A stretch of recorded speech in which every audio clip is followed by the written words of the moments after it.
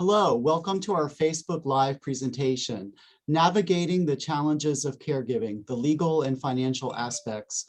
I'm Kurt Miller, Director of Public Relations for Brook Lane. Today's program is the fourth program in our Caregiver series, sponsored by Brook Lane and Potomac Case Management Services. This is in recognition of November being National Family Caregivers Month. For information on upcoming programs, please visit brooklane.org. You will also find recordings of our Facebook Live presentations that are in the series on our YouTube channel, as well as presentations for other mental health topics. If you have questions during the program today, please type them into the comments area and I will relay them to the speakers. We appreciate your being here and thank you for joining us. The title of today's program is Navigating the Challenges of Caregiving, the Legal and Financial Aspects. It is a panel discussion and it's moderated by Dawn Johns, the Executive Director of Potomac Case Management. She has provided leadership to the organization there since 2008. And during her time there, Potomac Case Management has expanded from Washington County into Allegheny County, Carroll County, and Frederick counties. Dawn has a medical background in oncology, geriatrics, and end-of-life care. Her experience of caring for individuals with illnesses formulated her passion for supporting caregivers. Dawn views caregiving as both a tremendous challenge and a reward, whereby if we create environments that support caregivers, it can tip the scales to more positive experiences and memorable rewards. Welcome, Dawn, and thank you for moderating today's program. Oh, thank you, Kurt, and we definitely appreciate the opportunity. I know so many caregivers over these last 2 years have been isolated and really trying to navigate all these things alone. So Brook Lane bringing these Facebook Live presentations hopefully are reaching people out there that really have needed the information. I'm really happy today to be able to bring two experts along on this journey with us, and just to think about for the viewers, what a asset to be able to get this free advice, if you will, from these experts in two really critical matters that we see in end-of-life care, aging care, and just caregiving in general. Is first, we have Jeannie Singer with us. Jeannie is a CPA and an attorney. She focuses mainly on tax and estate planning, and she creates estate plans for clients that include wills, trusts, powers of attorney, and life insurance trusts. So welcome, Jeannie. And for the viewers, she's going to get into a lot of those more formal documents that are vitally important that you have. So I hope you're going to be taking notes. Also with us, Cynthia Moore. Cynthia is a CPA at Solcheck & Moore. She's the VP there and CFO. She has extensive expertise in taxation and accounting for estates and trusts, and leads the CPA Elder Care Financial Division, assisting older adults with special needs. So welcome, Cynthia. Thank you. So we're going to get right into this today, just because I feel like it's a really packed edition of the Facebook Lives that we're presenting for caregivers this month. And really have you, Jeannie, if you would, dissect from that 30,000-foot view, the informed consents, power of attorneys, advanced directives, DNRs, the MOST form, and anything else that you really feel caregivers, and not just caregivers, I mean, you know, people could be viewing this for themselves. Maybe they're, you know, a single older adult and they don't have family or spouse. and they really want to get some of these things in line to make it easier down the road. So I'm just going to let you take it away and give us all some really great information. All right. So to start with, these documents that I'm going to talk about, you should have in place well before you need to start being a caregiver for your family. I honestly think that anybody over the age of 18 needs to have a financial power of health and healthcare power of attorney. You know, we were talking about my kids a little bit before we joined our audience today. Both of my kids got financial powers of attorney and healthcare powers of attorney for their 18th birthdays, because, you know, I am just that cool of a mom. But, you know, once you turn 18, you know, from a healthcare standpoint, nobody else can make medical decisions for you. Nobody can make financial decisions for you. And a lot of times when clients walk in my door, they anticipate that a spouse or adult children will automatically be able to step into that role for them. And that's not true. You know, they need to actually have the documentation that will allow them to step up and serve in those roles. So the first one I'm going to talk about is the financial power of attorney. That gives an agent the ability to handle all of your financial affairs. And there's two kinds. There's a durable, which is effective when you sign it, so you don't have to be by a doctor. You can delegate. And that's what happens with most of my clients. It's pretty rare that we have a doctor have to step up and say that a patient's incompetent. Usually our clients get to a point where they're just tired of doing it, and they essentially turn the checkbook over to their named agent, and then that person moves forward and takes care of things. The second is a springing power of attorney, which is effective only after the doctor says that you're incompetent. We very rarely do those, again, because it's difficult to get a doctor to sign off on that. And a lot of times clients think, well, you know, I've got plenty of time, you know, I'm in my 40s, I'm in my 50s, you know, I'll sign those documents when I turn 80.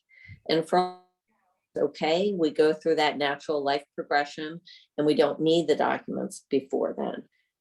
But, you know, life is full of surprises, you know, and I've had clients in their 40s have strokes. I've had clients in their 40s end up in comas from weird infections. You know, and thankfully we had those documents in place. But if you don't have a financial power of attorney in place and you become incapable of handling your financial affairs, there's no statutory default. Your family members will have to go to court to be appointed as your guardian to be able to handle things.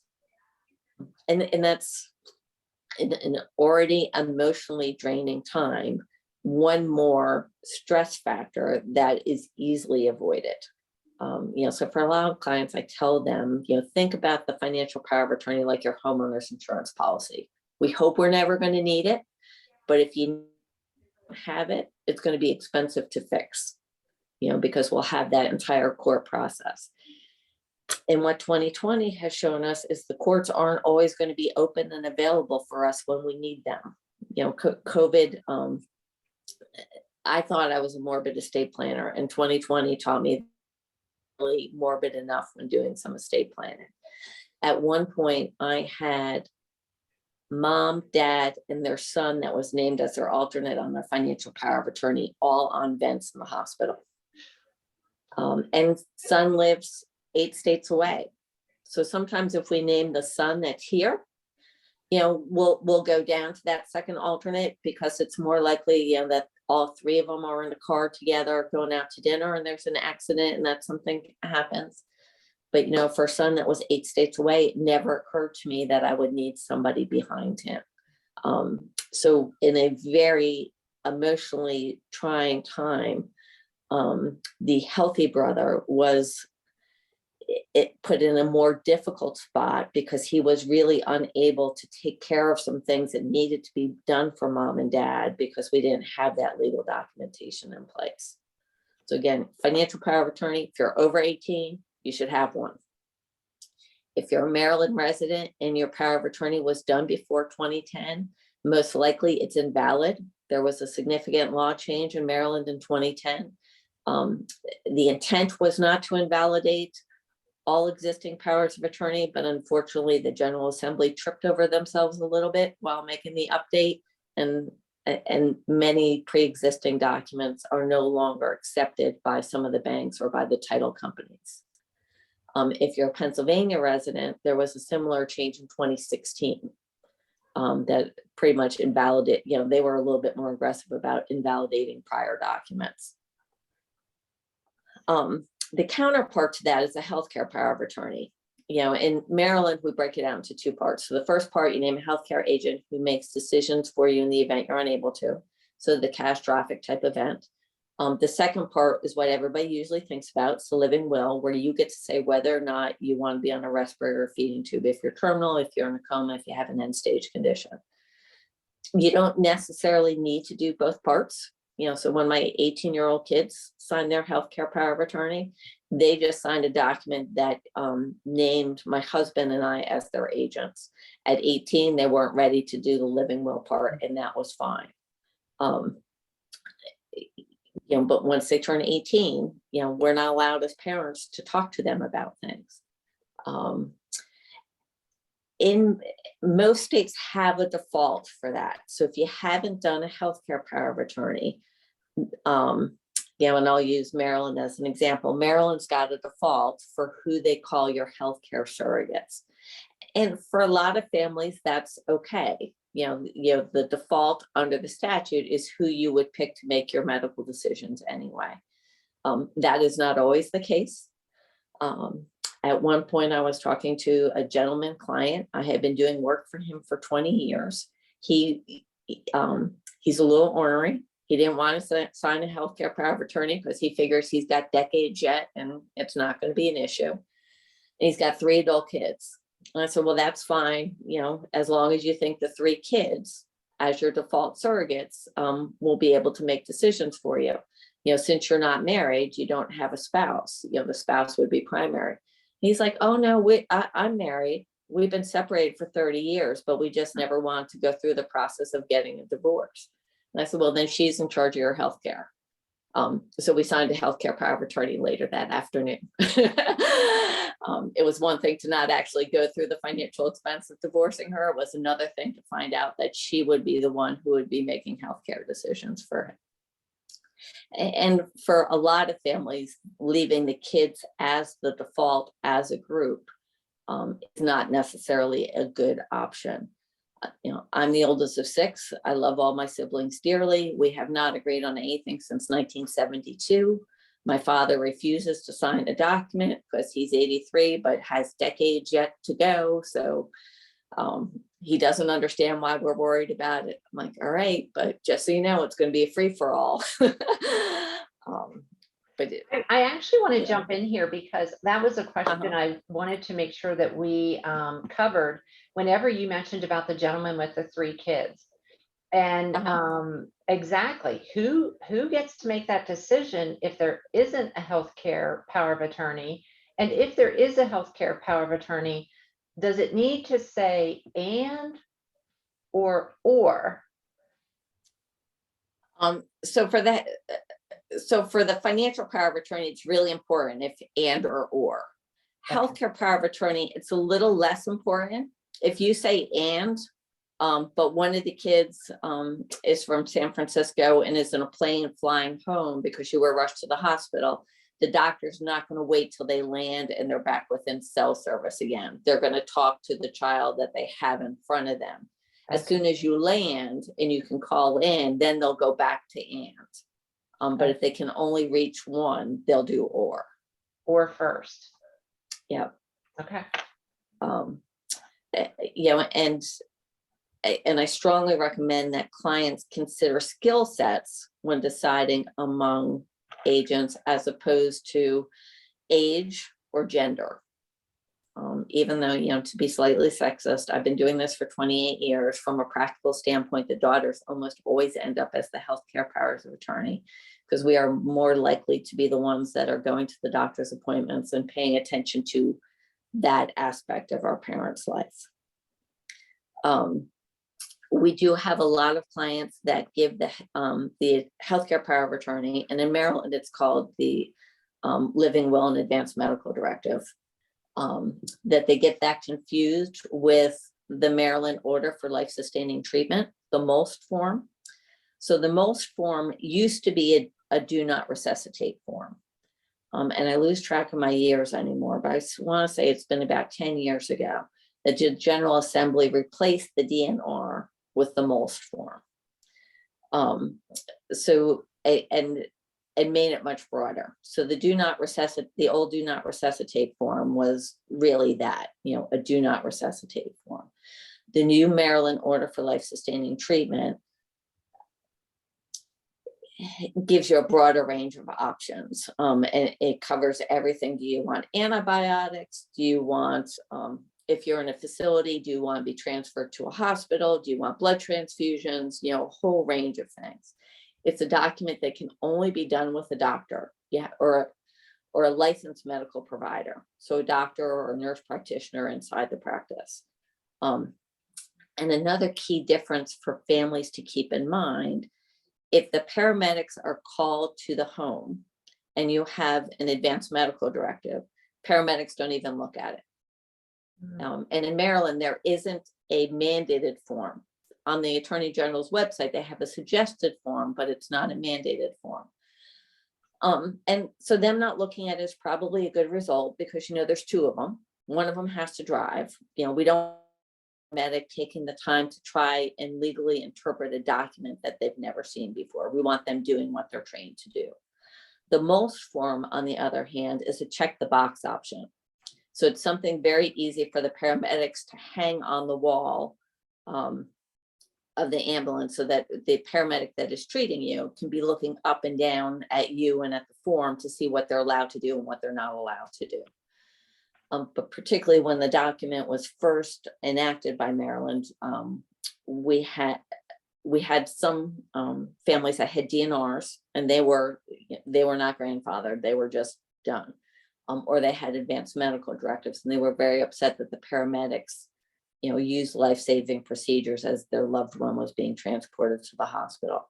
But the paramedics had any choice at that point. All they could do was do what they're trained to do and then hand you and your advanced medical directive off to staff at the hospital. Other documents that everybody should be thinking about that are a little less important from a caregiver standpoint in the short term, but you want to make sure that your family members have done an estate plan. And a lot of times clients say, well, I'm not Bill Gates or Warren Buffett, I don't need an estate plan. But even if you've only got $1, that's your estate and you want, you worked hard for that dollar. We want to make sure that it's going where you want it to go. I'm probably one of the few attorneys that will tell you that you don't necessarily need a will as long as you have a plan. So for a lot of our widows, if they have one or two children, and particularly two children that get along, a lot of times we can get to the same spot with titling, that everything's payable on death to the beneficiary so that we don't have probate, the will's less critical. If you've got 6 kids that haven't agreed on anything since 1972, it would be helpful to have a will. My dad still hasn't signed his, but but we're working on it. But again, less critical from a caregiver standpoint. For a caregiver really to be able to do everything that they need to do for their loved one, it's critically important that we have the financial power of attorney in play. And that they have access to medical records and have the ability to weigh in on those medical decisions. All right, so I think that takes me to my time. I told you I could talk forever on it. You did great. I tell you, you really did walk us through these documents. One thing that I want to go back to before we move on is the financial power of attorney. And you mentioned about in the incident where, both parents ended up on a ventilator, the son ended up on a ventilator, and then you have to you have to go through this. I would imagine going through court, there's quite a cost to this, isn't there? There is, and you need multiple attorneys, because the court wants to, the individual for whom a guardian is going to be named has separate counsel to make sure that their best interests are being served. Then the person who is looking to be appointed as guardian also needs counsel. And it's not unheard of for there to be other family members that show up at court with their own lawyers saying it really should be them. Yeah, I just wanted, go ahead. With this one family,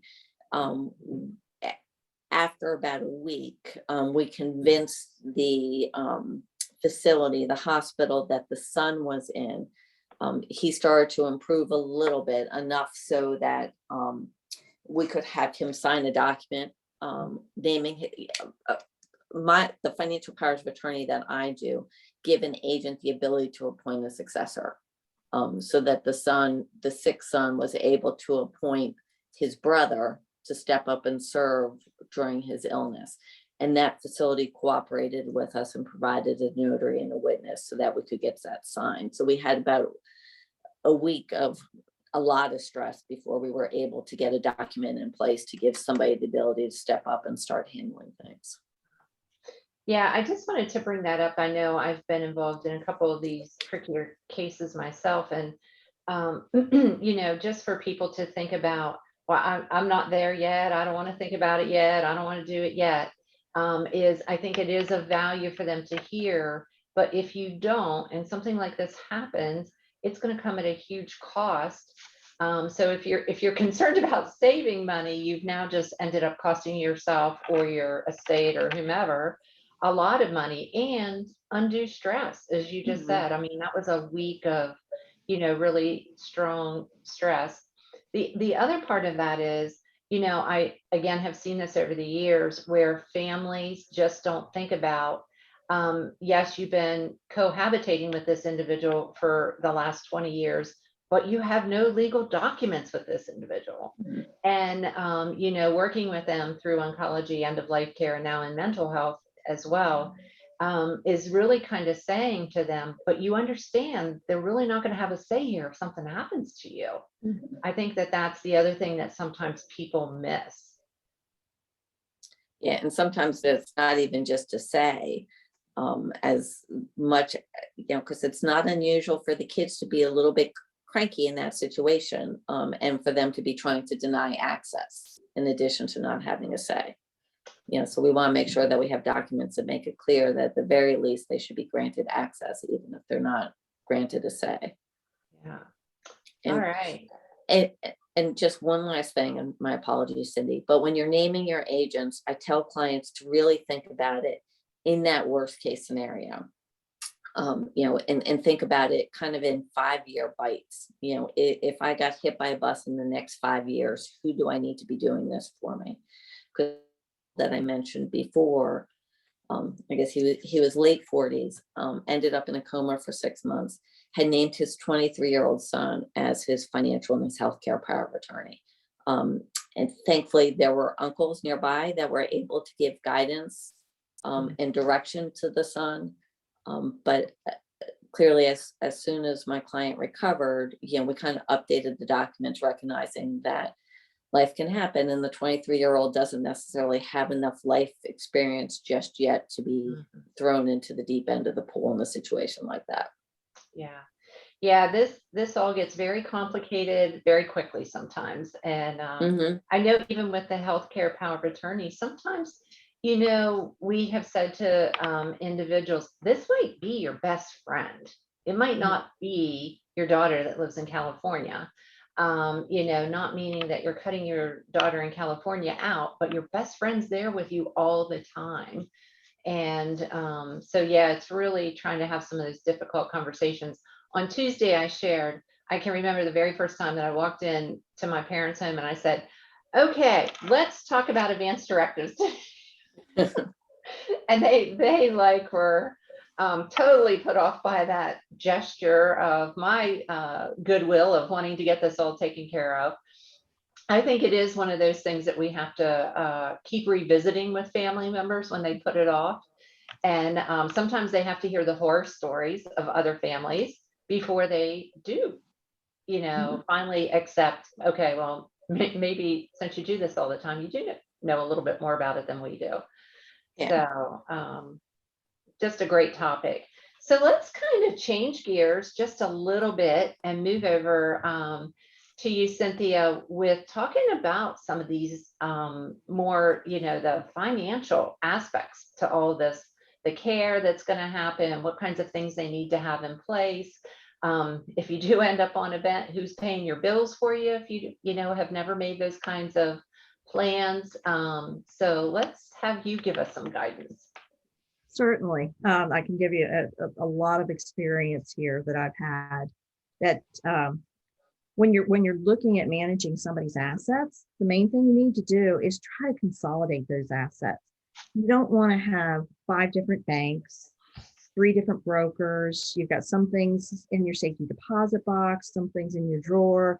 You need to make sure that all of those assets are kind of gathered together and put in as few accounts and as few places as possible, because it's going to make your life a whole lot easier in that respect. Yeah, I recommend 1 bank account, 1 investment account. If you have savings bonds, putting them in a safety deposit box, can be okay. Or there's ways to get things registered with the Department of Treasury, to make sure, that you don't have to worry about, the actual physical document. So, those sort of things are going to make life a whole lot easier. So if you can do that, that's great. Some of the things, so the first thing you're going to do is try to identify all of your assets or your loved one's assets. What do they have? Where are their bank accounts? How many different things do they have? Do they have a house? If they have a house, do we know where the deed is? If they have a car, do we know where the title is? Do they have those savings bonds in the savings safe deposit box? So you're going to be looking around.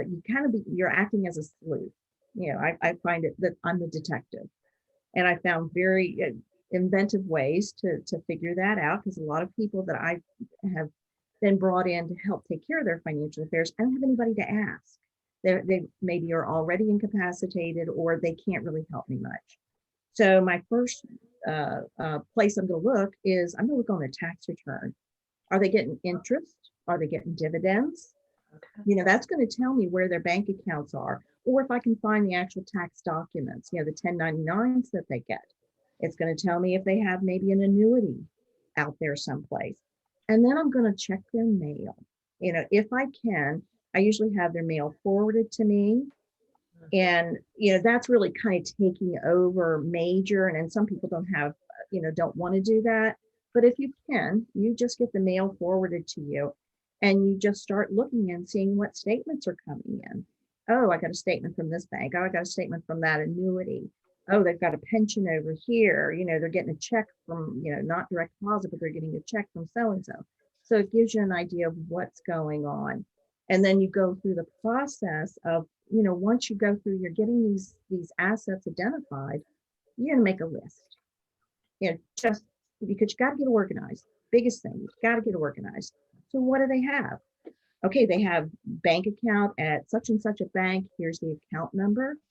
If by chance they have any login information, or with your power of attorney, you take it to the bank and you create login information to be able to make sure you can go into a bank account electronically. It's a lot more helpful that way.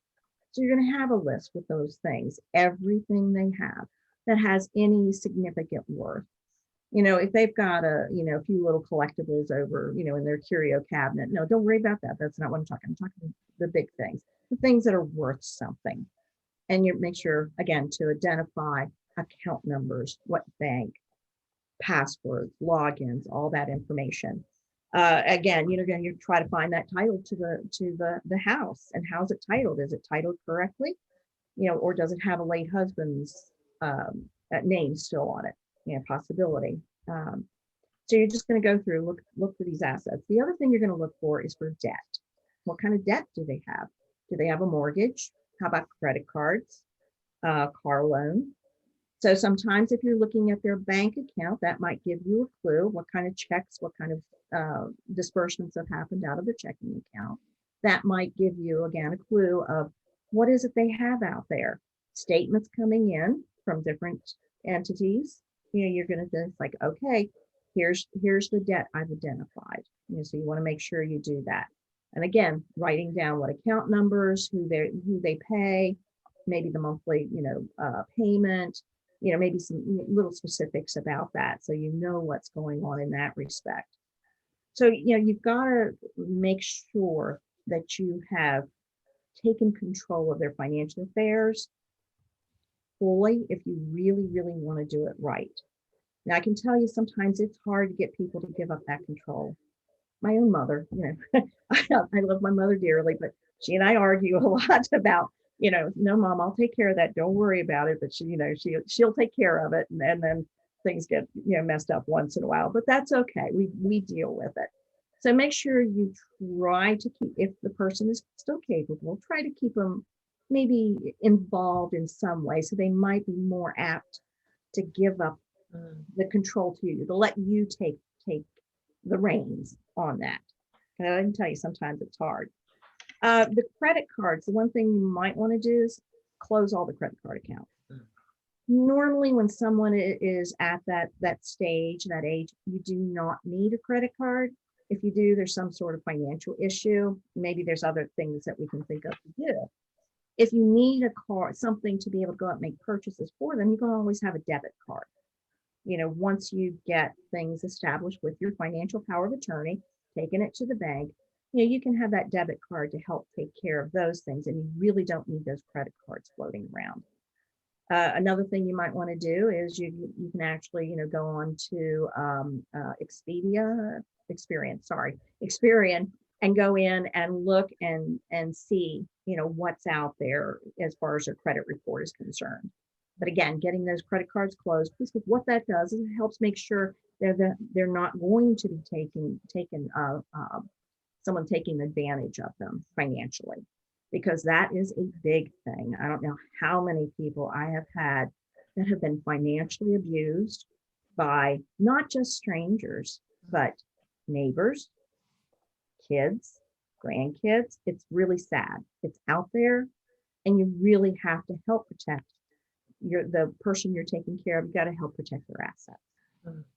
Can I just ask you a question Sure. about that? Mhm. So in our experience of being geriatric care managers and working with families, we have, and now it makes me wonder if we advise the right thing. We advise them, like if they had caregivers in the home and caregivers maybe are going for groceries and things like that, to do a credit card or load $400 on, say, a Giant account or a Weiss account or something like that, and not give them a debit card, because a debit card essentially could give them lots of access. Right. Yeah, I agree with that. No, that if it's a professional caregiver or somebody that is not part of the family that Okay. you're not giving complete control over to, yeah, you definitely might want to just give them a credit card with a very low limit or that prepaid. Right. The prepaid credit cards are a little harder to keep going. You have to go through the process of reloading them, and the cost there is a little bit more. There, the fees involved with those can be a little bit more, but certainly a credit card with a very low limit Okay. would be something you would want to do to give them the convenience of being able to shop for that person. But you pay attention to that credit card statement when it comes through, and you require that they give you the receipts for that. Okay, I want you charge this. Where's the receipt? I want to see, what was gotten at the grocery store. So those cigarettes and so forth don't start showing up in those things. You're absolutely right. And we had a situation like that, more than one, but one particularly, where there was a family member looking at the bank statement and seeing the charges going out, but the caregiver wasn't turning in the receipt. And before you know it, alcohol, cigarettes, things like that could be purchased at a grocery store were being purchased. And certainly the client wasn't using any of those products. Yeah. I mean, it's very, very, very sad at the abuse that goes on with the financial affairs of the vulnerable elderly adult. It's just, it's rampant. And again, as that person who you're going to be, maybe not the physical caregiver, but you're the person that's really going to take care of them, the whole life issue. And that's something you just have to watch out for, because if somebody takes their money, believe me, it will never come back. We went to court to try to get back money stolen by neighbors for one of my clients. I went to the police myself, when I took over, the bank had notified me that something was going on. So I stepped in because I was his power of attorney, where he didn't want me doing anything for him at first. And he says, I'll call you when I need you. So the bank calls me because they knew I had power of attorney.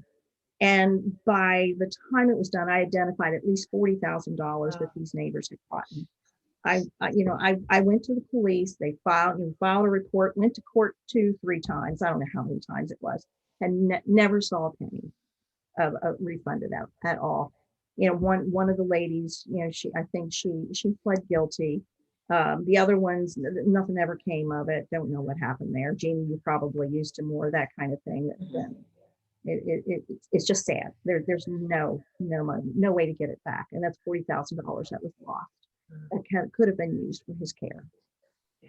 So definitely a sad thing. So again, if you identify those assets and you identify the beginning debt, you know what's going on.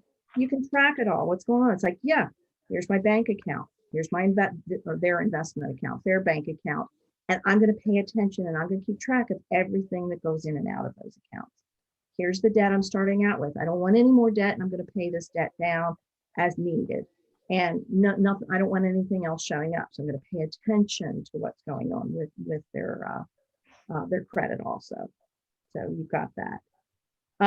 So that's the part of managing assets. I personally use a little software program, probably some people heard of it, Quicken. It's just an electronic checkbook.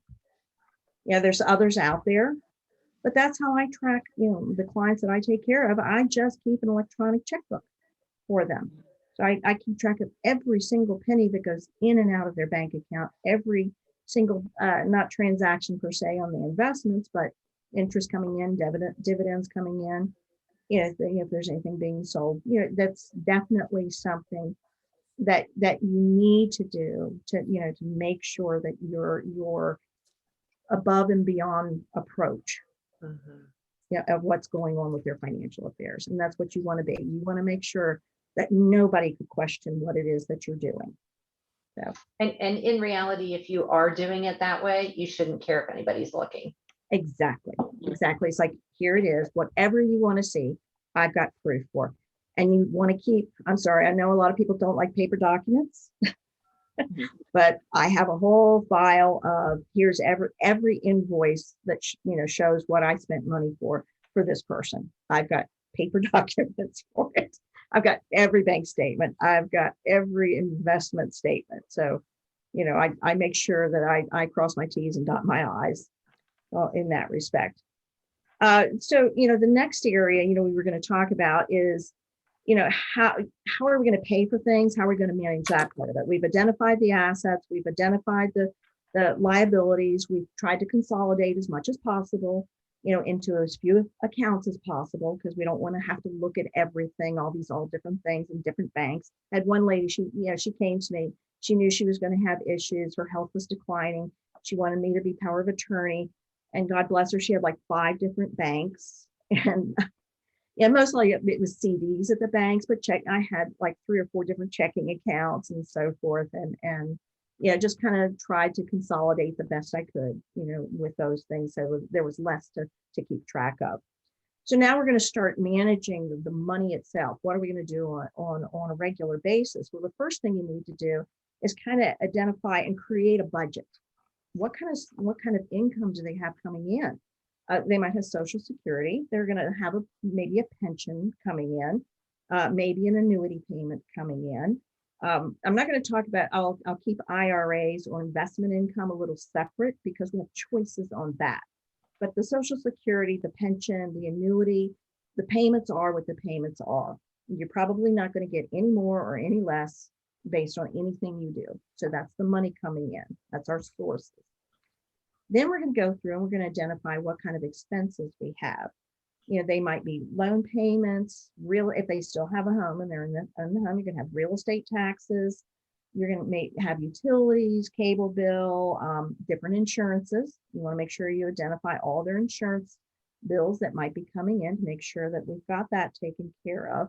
So all of those different things. And again, to identify what kind of bills they have, looking through the checkbook, see what's been paid in the past, or looking through a bank statement, see was paid in the past. Get that mail. That mail is going to tell you a whole lot. Bills are going to come in. So you're going to start identifying, is this a legitimate expense? And you're going to start writing down these different bills that you're expecting every month. And again, trying to consolidate. And I also, once I get those bills identified, if I can, I make them electronically. I make all payments and I make them an automatic draft. So they will never be late. I don't have to worry about getting a bill, the regular one, like your utilities, the one you're going to know about, that if you feel pretty safe about. We're going to make sure that they're paid every month with as little effort as possible, on the caregiver's part, because they're going to want to concentrate on caring for the person themselves, not having to spend a lot of time on this, taking care of their financial affairs. It's important, but it doesn't have to be a lot of time spent on it. Okay. So you're going to identify all of those expenses and you're going to write those down, add them up. You're going to take what money comes in, you're going to add that up, and then you're going to come up with the difference.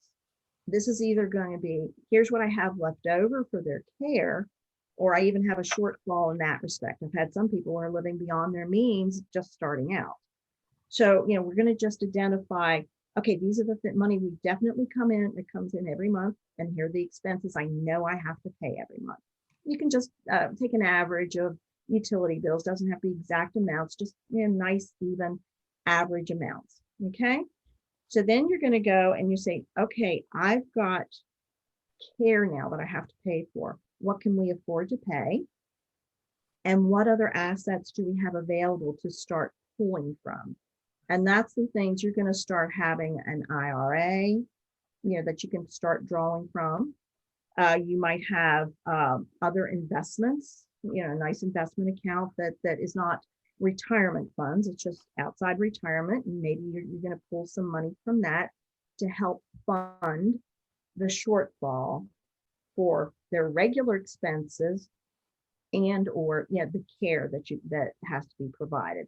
The care might be in-home care, where you have somebody coming into the home, whether it's got to be 24/7 or if it's going to be, just a few days a week to help out, whatever those costs are, or if they have to move into either an assisted living or nursing home, possibly what's the cost going to be there. So how much are we going to have to pull out of those investments every single month? Okay. So that's what I call, my shortfall. I'm going to have to start using my assets, to pay the bills.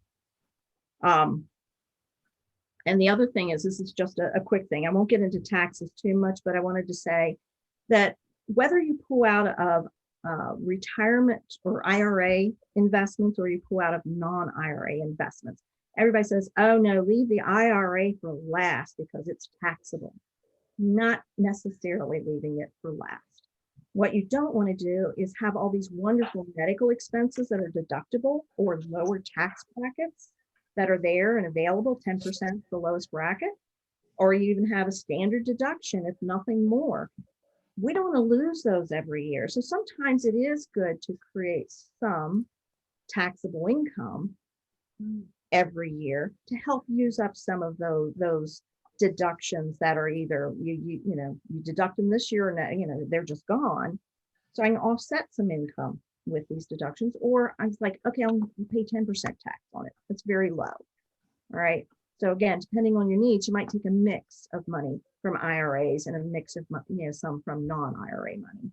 So always consider that when you're looking at it. And sometimes I'll look at a long-term plan, maybe a 5-year plan of how we're going to pull assets out and what kind of tax we're going to be looking at. And this is where you may need to contact a professional, to help you through this process, because it can get a little dicey and there's a lot of little things, little nuances that can affect the tax liability. So you just want to make sure that you consider that. And again, unless you've done a lot of tax returns, that might not be something you're versed at, or there might be some tax changes that you just aren't aware of. So, definitely get some help in that area. And it's not a one size fits all. It's going to depend on the person and their financial affairs on what the answer might be. There's no pat answer on that one. So now we've identified all our expenses. We've decided what kind of care we're going to get, in-home care, or we're going to do, they're going to move into an assisted living or a nursing home, whatever that is. We've identified now all of our expenses, where our money is coming from, and whatever we have to draw from their current assets. So now we have to make sure that the bills are paid. And again, like I said, if I can make them electronic, I make them electronic. That way I don't have to worry about, oh, I didn't get the invoice. What happened to the invoice? And I forgot to pay it. Oh no, got busy. I was on vacation. Whatever it is, life gets busy. It's taken care of immediately every month. So you've got that. I also create a little grid. Some of my clients don't have a whole lot. By the time they're in assisted living, there's not a whole lot of bills to pay. So I create a little grid of months and then what bill. And as it's done each month, I just check it off. So I know nothing has been forgotten. Okay. So that's just a little tidbit tip there to be able to handle, make sure things are being taken care of when you're taking care of someone else's affairs. The other thing you might want to remember is you need to take care of the assets they have. So if they have a house, make sure the house is taken care of. Make sure that the insurance is paid, the real estate taxes are paid, that the repairs are being done, that there isn't leaky faucets and things like that are going to cause damage to the home. If there's nobody living in the home, you really need to consider selling it. Don't hold on to it if there's no hope that that person will ever come back. Get rid of it. There's nothing worse than a house sitting empty and being neglected. The value of the home will deteriorate. It will go down if you let it sit there and no one living in it and no one caring for it. It's best if the person will never come back. I know it's difficult, but go ahead and sell the home and then put the assets in investments. So that's the big thing. The other thing is I really don't advise anybody to try to do investment management themselves. You do need a professional. You need somebody you can rely on that can understand the risk tolerance, the age risk, the cash needs of what to invest in. And a good broker can do that and do it successfully. They know you need somebody that understands that. It's like, yeah, I can't be risky with this money, but I also have to do a little bit better than CDs, because we all know you might as well not invest it. If you're going to invest in CDs nowadays, you don't get anything. So you have to have a little bit of mix there to make them maybe a little bit of money, but still trying to keep something at least keep up with inflation in that respect. And a good broker, a professional one, will certainly be able to help you with that. Don't try to do it yourself unless that's what you do for a living. Same way with insurance. Contact a good insurance broker that can make sure that that person has all the proper insurances, that they should have. Probably they're already there, but do they need to be reevaluated, especially if you still have the home and you have what you need in that respect. So, that's as far as, just trying to, manage the assets you have. Then just trying to decide if you have to go to a home, or they have to go to a home, they have to go to a nursing home or an assisted living facility, or we're looking at maybe that 24/7 long-term care. If you've got that, those options to look at, the things you're going to have to pay attention to is what can they afford. If I've got $20,000 in the bank, that they've got $20,000 in the bank, they're going to run out of money really quick. I'm going to have to start looking at some issues. Maybe I have $200,000, but they're still fairly young, but and it's the mind, not the body, that we have issues with. They could still live a long time. So I'm looking at, well, even $200,000 isn't a lot of money when I'm talking about somebody who might be living 5 to 10 years with these needs. So again, it's going to depend on the person. It's going to depend on what they have that might dictate what kind of choices they're going to have to make on their long-term care. The other thing is do they have long-term care insurance? By the time they're to this point, you can't get long-term care insurance. So it's not something you're going to make a choice about getting, but if they have it, what kind of benefits does it offer? Some of the policies that were written earlier were really, really generous. Insurance companies realized that, well, no, can't be that generous. We're going to put some dollar limit on it or a time limit.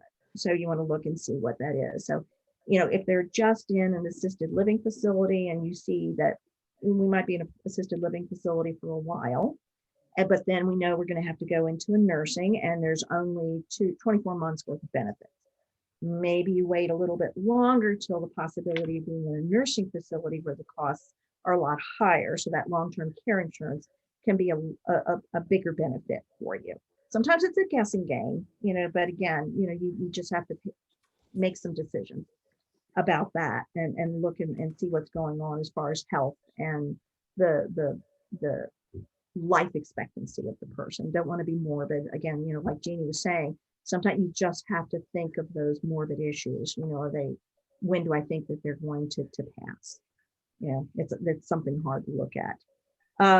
And the other thing is does that facility, does it look like we're going to run out of funds soon? If they have millions of dollars, don't worry, put them in a really nice place and let them enjoy the last couple of years of their lives. But if they're going to, if they're going to run out of money soon, you may want to look at a facility that will accept Medicaid, or they have some other benevolent fund. There are a couple of facilities here. If you have a minimum amount of X amount of dollars, they will accept you. If you run out of money, their benevolent fund will allow you to continue to live there. So, you've got those options, but you may have to make an option of, will you take Medicaid when they run out of money? If they don't, then you've got to make a decision. Do I move them out to try to find a facility when they do have to pay qualify for Medicaid, or do I just put them in a Medicaid qualifying facility to begin with? So, those again are choices. Some people say, well, I don't want to have to move them because that can be traumatic, for an elderly person. Once you get them into a facility, that's traumatic. But then to say, oh, now we have to move you someplace else, sometimes that's worse. So you may want to just make that decision. Let's just put them over here. It's not as nice. Maybe it may still just be as nice, but I'm going to look and see if that facility takes Medicaid patients. So those are, again, the things that you want to look at, when you're looking at your long-term care options. Not only what type of care they're going to get or what type of care they need, but how are you going to pay for it? How long is the money going to last? To be able to pay for that. So, we've got that. The biggest thing, I've got the things that you said to kind of wrap things up. So I will, kind of stop right there. And then I just have a few other things that maybe after, if there's any questions, I'll give those. I'm taking there aren't any questions because Kurt hasn't joined back in. And since we are, this has just been so valuable to hear some of this information again for me, but also hopefully that the people listening or people who are going to view this in the weeks, and months to come, that they really can take some of this advice to heart. We all have acknowledged these are difficult conversations, but unfortunately death is a part of life. And so if we don't plan well, then our outcomes of those last years may be very different than what we thought they were going to be, and could ultimately end up costing more money, could end up causing more stress for our caregivers and our loved ones. So I think that all of this advice that both of you have offered today is so valuable for people. I think in our own situation where I was kind of chuckling to myself, Cynthia, when you were saying about finding about the 5 banks and things like that. I think we all probably can relate to somebody we know who even used coffee cans and put it behind bricks in their sellers and things like that, because they didn't necessarily trust banks because they lived through the Depression and a time when they couldn't get their money out of a bank. And I've also heard that from clients. That's why they do use 5 banks, because I guess they figure they'll beat it to one bank before the other bank doesn't have the money. So I think it's really helpful too, knowing some of these things about the generation that you're taking care of and being involved with, and yeah, that idea they're just going to live on forever, and that doesn't happen. So, we plan vacations, we plan our kids' college, we plan all these other things. So it only would make sense that we would plan the financial and legal aspects of our long-term care. So with that, I would just say, if you could offer up one last thing, we have 5 minutes left to go. If you could just offer up your last tidbit, your last takeaway with the audience of, if you're going to do anything, make sure you do this. 1 or 2 things that really can make a difference. Well, I'll go ahead since I just finished. I'll just my big thing is keep good records. Just keep good records and reevaluate what their assets are. Look at that budget, make sure you know when they're going to run out of money, because Medicaid planning, you need to have, some idea if that's coming up, and to make, start making those plans before they run out of money. So just knowing what's going to happen financially.